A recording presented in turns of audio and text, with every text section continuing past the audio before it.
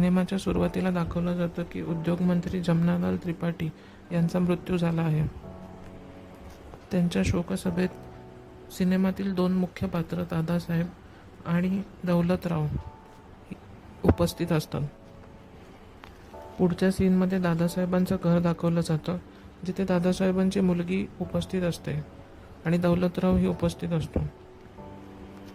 दादासाहेबांची मुलगी दौलतरावांची पत्नी असते. तिला बरं नसतं म्हणून दौलतराव तिला आदर देतो, पण ती नकार देते. पुढच्या सीनमध्ये दाखवलं जातं की पेपरात काहीतरी छापून आलं आहे खळबळजनक. दौलतराव नदीवर आंघोळ करत असतात तेव्हा त्याला दादासाहेब आणि त्याची पत्नी भेटायला येते आणि ती त्यांना पेपर दाखवते.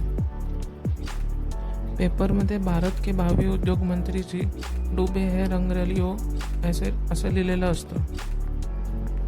त्यानंतर सिनेमा भूतकाळात जातो. काही महिन्यांपूर्वी असं लिहून येतं.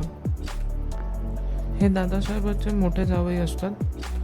ते दौलतला कुठेतरी घेऊन जात असतात. या कॅरेक्टरचं नाव बत्ताशा असं आहे. बत्ताशा दादासाहेबांच्या मोठ्या जावयाकडे काम करत असतो. दादासाहेबांचा मोठा जावई दौलतला तमाशाच्या फडावर फुरसूंग फाट्याला घेऊन जातो. तिथे लावणीचा कार्यक्रम सुरू असतो. तिथे चंद्राबाईची लावणी सुरू असते. दौलतरावला चंद्राबाई पहिल्यांदा तिथेच भेटते. चंद्राबाईचा नाद संपल्यानंतर दौलतराव तिला म्हणतो की मला तुमची कविता फार आवडली. दुसऱ्या दिवशी सकाळी दौलतराव बत्ताशाला बोलवून घेतो आणि त्याला बत्ताशाबरोबर पुन्हा फुरसूंगपाट्या गावात चंद्राला भेटायला जायचं असतं. इथे दौलतच्या घरी दादासाहेबांना आणि दौलतच्या बायकोला असं वाटतं की तो कामानिमित्त कुठेतरी गेला आहे. दुसऱ्या रात्री पुन्हा तो चंद्राला भेटायला जातो. तिथे ती पुन्हा लावणी करते. दुसऱ्या दिवशी सकाळी दौलत त्याच्या बायकोला फोन करतो आणि तिला सांगतो की मी कामामध्ये बिझी होतो.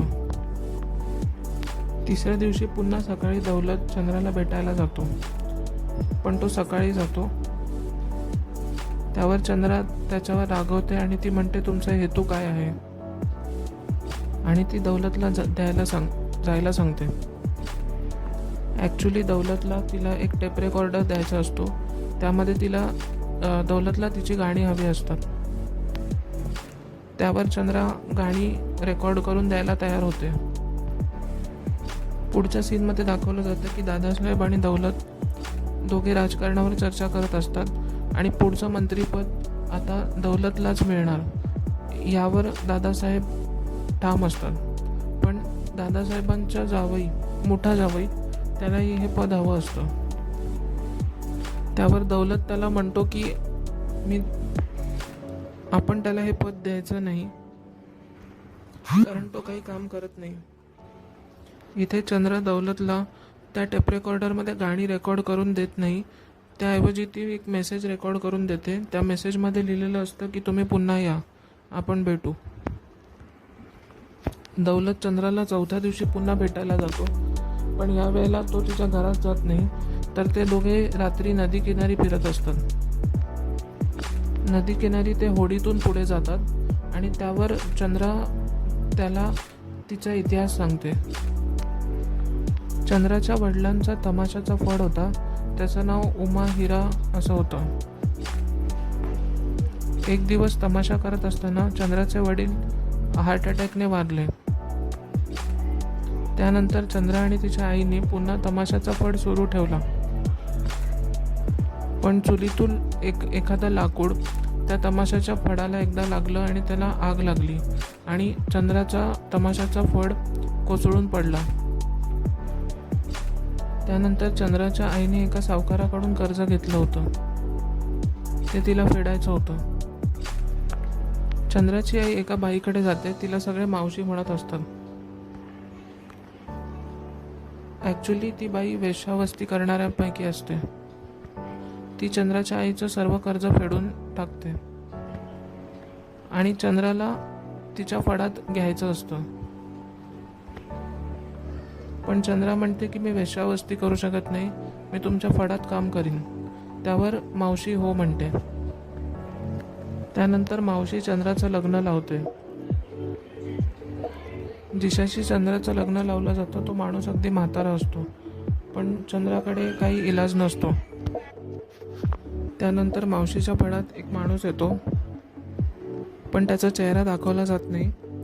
तो चंद्राला एका खोलीत घेऊन जातो आणि तिच्यावर अतिप्रसंग करतो. हे सगळं चंद्राने दौलतला सांगितल्यामुळे तिच्या मनावरचा भार आता हलका झालेला असतो. चंद्रा आणि दौलत आता चांगले मित्र झालेले असतात आणि ते वारंवार एकमेकांना भेटत असतात. एक दिवस दौलतच्या बायकोला एक घुंगरू घरामध्ये सापडतं. त्यावरून तिच्या लक्षात येतं की दौलत तमाशा बघायला जातो आणि त्याचं बाहेर प्रेम प्रकरण सुरू आहे. पण ती म्हणते की हे पहिल्यांदा झालंय म्हणून मी तुला सोडते, पण पुन्हा झालं तर मी तमाशा करेन.